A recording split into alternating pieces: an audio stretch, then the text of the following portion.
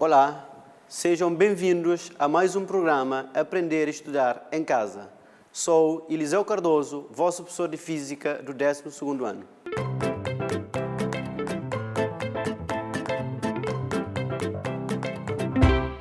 O tema que nós vamos abordar hoje é um tema do vosso conhecimento. No 8º ano, vocês falaram desse tema. Falaram da corrente elétrica. Hoje, para além da corrente elétrica, nós vamos falar da intensidade da corrente elétrica e da resistência da corrente elétrica. Algumas coisas que vamos falar hoje, de certeza que vocês se lembram. Então, vamos recordar juntos. Ligando as extremidades de um condutor aos polos de um gerador, de certeza vocês recordam o que é que significa um gerador. No 8º ano vocês falaram disso. Como estes estão a potenciais diferentes, no gerador temos polo positivo e polo negativo. Então tem potenciais diferentes.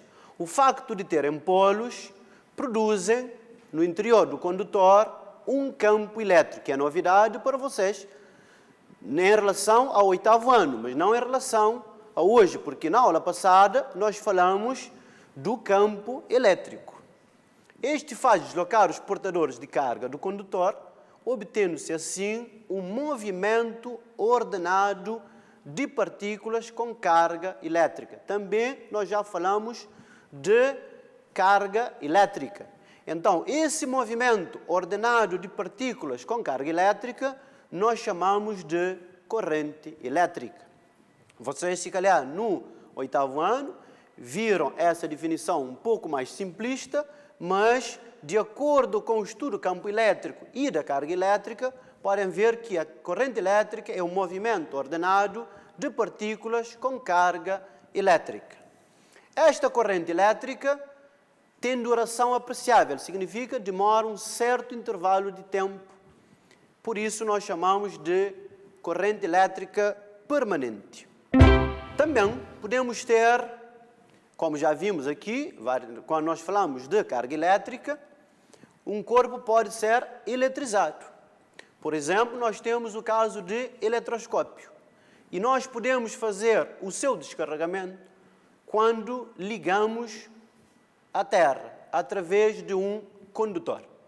Também, neste caso, há um movimento ordenado de partículas com carga elétrica, que são os eletrões. Portanto, nós teremos um movimento ordenado de partículas com carga elétrica que dá através do descarregamento. Nesta situação, a corrente elétrica é de curta duração, porque isto acontece num certo instante. Daí, esta corrente elétrica nós chamamos de transitória. Agora vamos ver o sentido da corrente elétrica. É preciso saber qual é o sentido da corrente elétrica. Já falamos da corrente elétrica, agora vamos ver o sentido. Quando no interior de um condutor houver um campo elétrico, já vimos que há um campo elétrico por causa da diferença de potencial nos polos de um gerador, que não varia de sentido em virtude da diferença de potencial aplicada aos seus terminais, a corrente elétrica obtida chama-se corrente contínua. Se o campo elétrico variar, estamos a ver que no primeiro caso o campo elétrico não varia. Mas se o campo elétrico variar no sentido, obtém-se no condutor uma corrente elétrica chamada corrente alternada. Portanto, se o campo não variar, temos corrente contínua, e se o campo variar, temos corrente alternada. É a corrente contínua que vai ser objeto do nosso estudo. Nós estamos a ver a definição da corrente, portanto, a corrente contínua e a corrente alternada, mas nós vamos dedicar o nosso estudo durante as próximas 4 aulas na corrente contínua. Ainda no sentido, podemos falar da convenção para o sentido da corrente. Significa que nós vamos todos ver o sentido da corrente elétrica da mesma forma. Então surge neste momento a necessidade de introduzir esta convenção, portanto, convenção para o sentido da corrente, uma vez que nos condutores metálicos os portadores de carga se movem todos no mesmo sentido, enquanto que nos condutores eletrolíticos ou nos gasosos os portadores se movem num sentido e outros no sentido contrário. Significa o quê? Significa que podemos ter nos condutores metálicos todas as cargas movem num sentido, enquanto que nos condutores eletrolíticos e nos gasosos, estas cargas podem mover num sentido ou num sentido contrário. Então, há necessidade de convencionar o sentido da corrente elétrica. Agora vamos ver como é que é esta convenção. Então, temos o sentido convencional da corrente elétrica. Vejamos. O sentido da corrente elétrica em qualquer condutor admite-se como sendo um movimento de partículas com carga positiva. Então, o sentido convencional da corrente elétrica é dada pelo movimento de partículas com carga positiva. E nós já tínhamos visto isso quando nós falamos na aula passada do sentido ou das linhas do campo na matéria sobre campo eletrostático ou campo elétrico. Num condutor metálico, normalmente nos metais, o sentido convencional é o oposto ao sentido do movimento dos eletrões de condução, que é o sentido real. Portanto, o sentido convencional é oposto ao sentido real. O sentido real é o sentido do movimento dos eletrões. O sentido convencional é oposto a isto. Isso significa que num circuito com um só gerador, o sentido convencional da corrente elétrica é do polo positivo para o polo negativo. Depois, mais à frente, nós vamos ver um circuito e vamos ver o polo positivo e o polo negativo. Continuando, agora vamos falar da intensidade da corrente elétrica. Se no intervalo de tempo ΔT, intervalo de tempo nós representamos por ΔT, uma secção de um condutor for atravessada pela carga elétrica ΔQ. Portanto, aqui tínhamos visto que carga é representada pela letra Q, maiúsculo ou minúsculo, e aqui temos variação de tempo, ou intervalo de tempo, que é representado pela letra, ou pelas letras delta e T.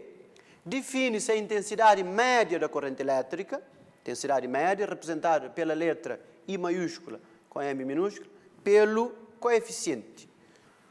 Intensidade da corrente elétrica vai ser a razão ou a divisão entre a variação da carga, que é carga elétrica, sobre o intervalo de tempo. Podemos ainda ver aqui que, no caso da intensidade da corrente média, ter sempre o mesmo valor, em qualquer intervalo de tempo considerado, em qualquer seção do condutor, numa corrente estacionária, a intensidade instantânea da corrente, no exato momento, não é média, no exato momento, em cada ponto, por isso chamamos de intensidade instantânea da corrente, ou intensidade da corrente elétrica, será da seguinte forma. A intensidade, em vez de chamar intensidade média, chamamos de apenas intensidade. Vai ser a razão entre a carga e o intervalo de tempo. Qual é a unidade da intensidade da corrente elétrica? Nós abordamos isso ligeiramente na aula passada, mas recordando que a unidade do Sistema Internacional, porque também viram isso no 8º ano, é o ampere, representado pela letra A maiúscula. É uma das 7 unidades de base, porque existem outras unidades, sobretudo submúltiplos, para a unidade do Sistema Internacional da corrente elétrica. Também eu já tinha dito que iríamos falar da resistência. O que é que significa resistência? A própria palavra, podemos ver, diz-nos alguma coisa, resistência. Então vamos ver no contexto da corrente elétrica. Quando se aplica a mesma diferença de potencial nas extremidades de vários condutores, as intensidades das correntes resultantes são, em geral, diferentes uma das outras. Quando nós aplicamos a mesma diferença de potencial, podemos verificar que as intensidades das correntes resultantes, em geral, são diferentes. Se são diferentes, o que é que podemos concluir? Isto mostra que uns condutores oferecem maior oposição. Maior oposição significa que dificultam a passagem da corrente. Ao dificultar esta oposição, nós chamamos de resistência à passagem da corrente. A palavra resistência significa essa oposição. Uns oferecem mais do que outras. Daí, podemos ver que, se num condutor existir uma diferença de potencial, que também é conhecida como tensão, entre os seus terminais, estamos a falar entre um ponto A e o ponto B, entre o terminal A e o terminal B, tal que o potencial elétrico de A é maior que o potencial elétrico de B, o sentido da corrente será de A para B. Portanto, se o potencial de A for maior que o de B, o sentido da corrente será de A para B, de acordo com a convenção que nós vimos há bocado. Certo? Então, pode-se definir a resistência representada pela letra R pelo coeficiente, pelo quociente, aliás, melhor dizendo. Portanto, a resistência vai ser o quê? Vai ser VA, que é potencial elétrico no ponto A, menos potencial elétrico no ponto B, sobre a intensidade da corrente elétrica.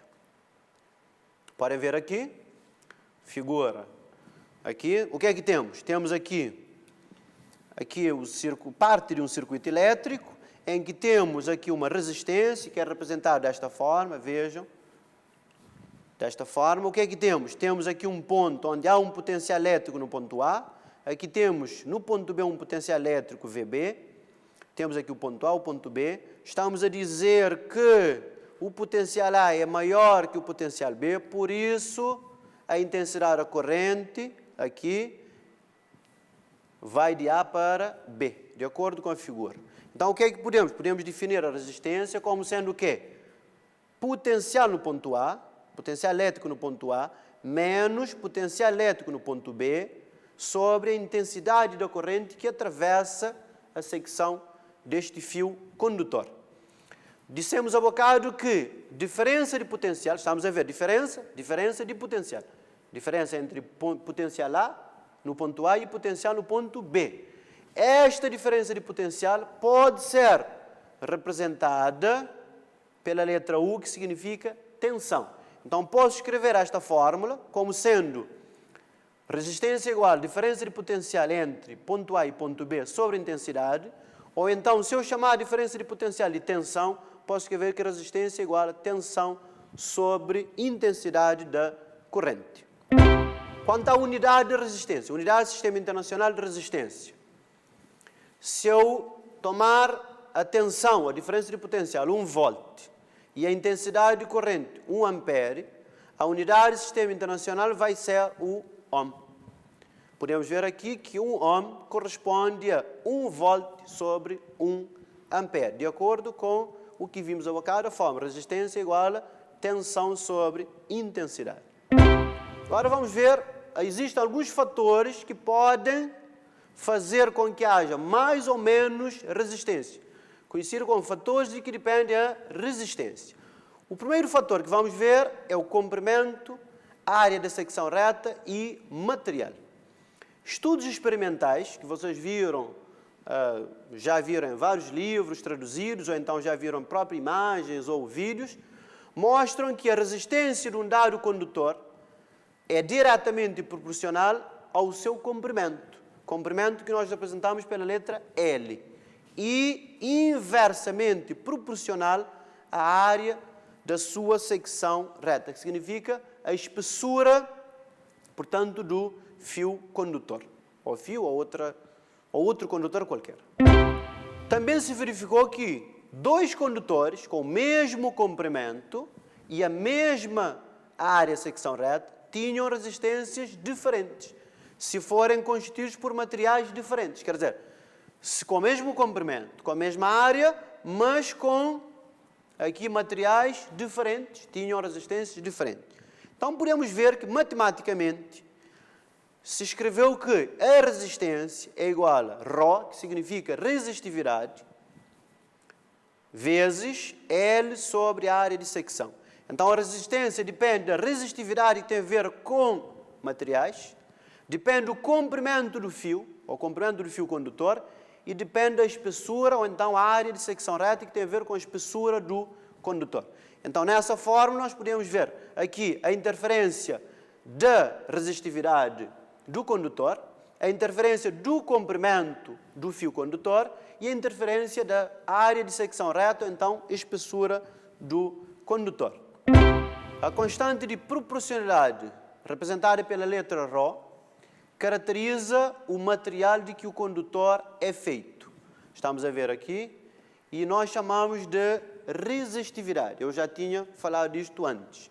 A uma dada temperatura é uma constante física do material. Significa, para uma determinada temperatura, este valor não muda, é um valor constante. A resistividade é numericamente igual à resistência de um condutor com uma unidade de comprimento e uma unidade de área de secção reta. Portanto, tem a ver com o comprimento e tem a ver com a espessura. No sistema internacional, a resistividade mede-se em Ohm por metro, vezes metro, aliás. Continuando, podemos ver que aqui nós temos uma tabela com alguns metais e algumas ligas metálicas. Podem consultar em alguns livros de física para encontrar mais materiais, não condutores, etc, etc. E vejam que a resistividade a 20 graus Celsius tem um valor constante. Por exemplo, para a prata é 1,6 vezes 10 elevado a menos 8. Para níquel é 6,8 vezes 10 a menos 8.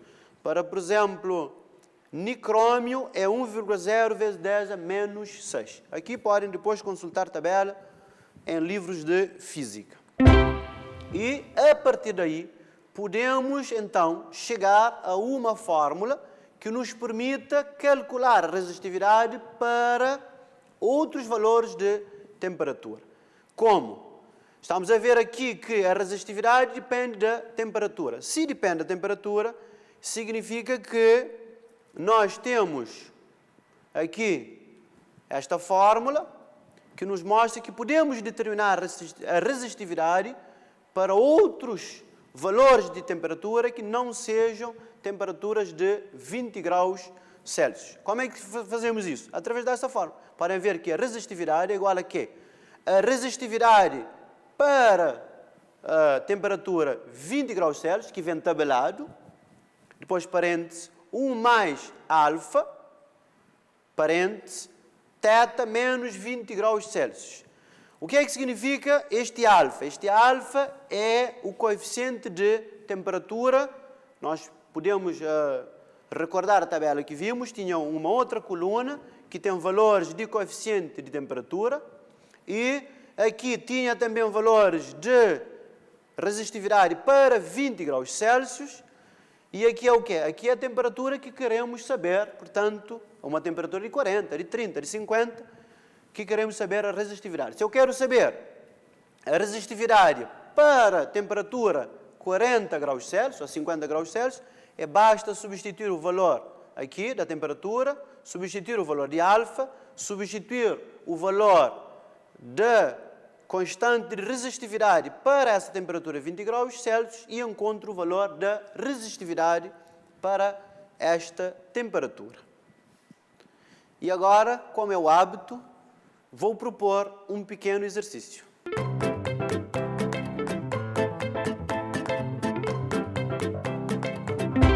Temos exercício 1. Um condutor metálico foi percorrido por uma corrente estacionária de intensidade 1,0 ampere durante 1,0 minutos. Temos o dado aqui da carga do eletrão ou do próton, que são iguais.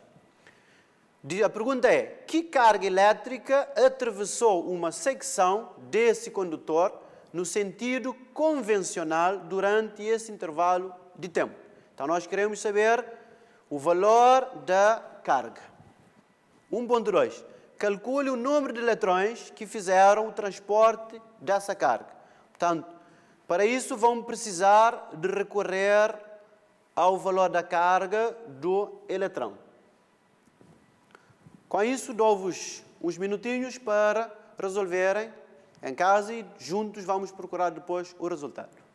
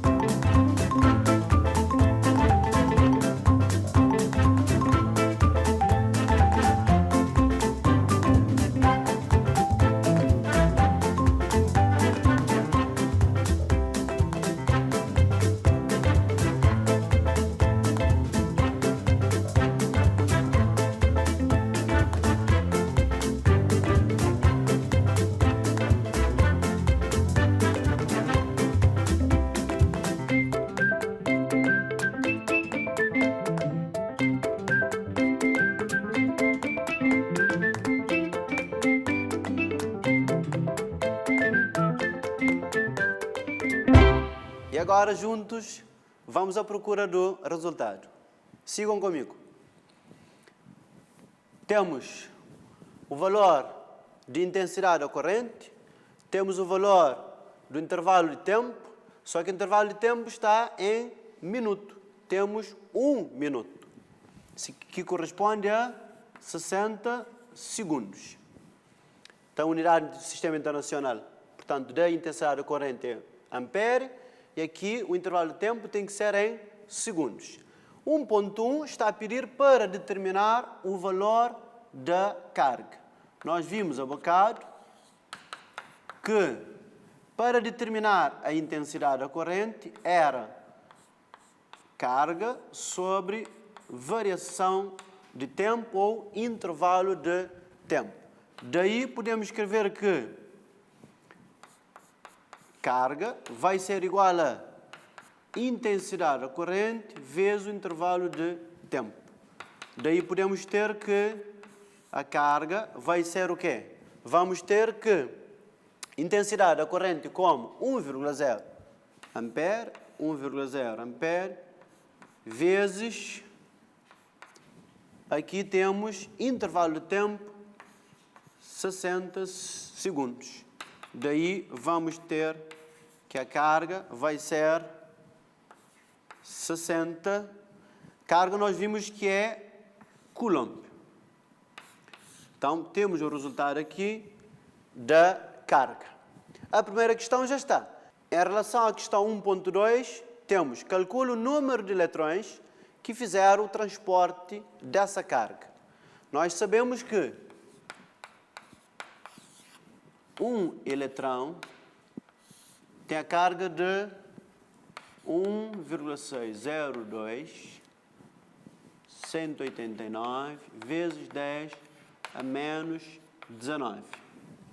E sabemos que X eletrões tem 60 Coulomb. Então, vamos determinar quantos eletrões nós temos. Então, ficamos com X eletrões vezes 1,602 189 vezes 10 elevado a menos 19.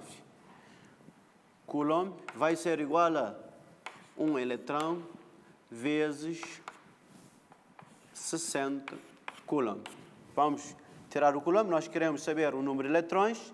Ficamos com, aqui, X vai ser igual a 60 sobre, aqui o que é que temos? Temos 1,602 189 vezes 10 a menos 19. Claro, aqui é em função de eletrões. É em função dos eletrões. Então, vamos ter X igual a...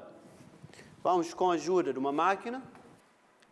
E o valor é 37,5 vezes 10.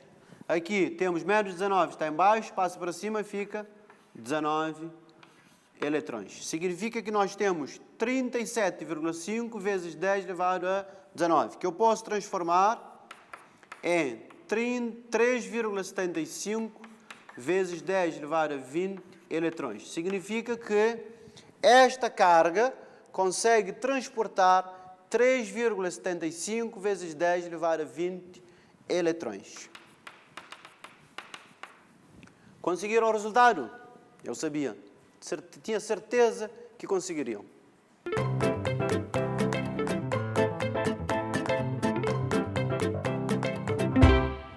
E para trabalho de casa, proponho o seguinte exercício. Calcule o valor da resistência a 20 graus Celsius de um fio de cobre com 1,0 milímetros de diâmetro e 1,0 metros de comprimento. Não se esqueçam que eu dei uma fórmula que pode determinar o valor da resistência conhecendo a resistividade, conhecendo o comprimento do fio e a área de secção do condutor. Se tiver alguma dificuldade, peçam apoio aos vossos professores de Física.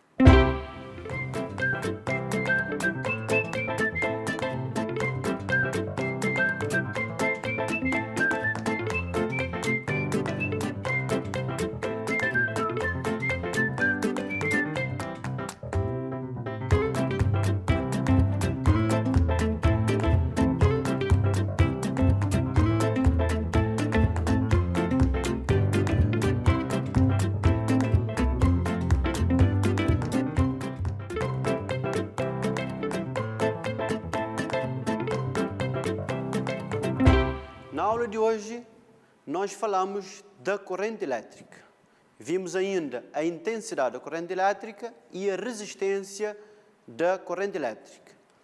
E ao falar da resistência da corrente elétrica, abordamos os fatores que interferem na resistência da corrente elétrica.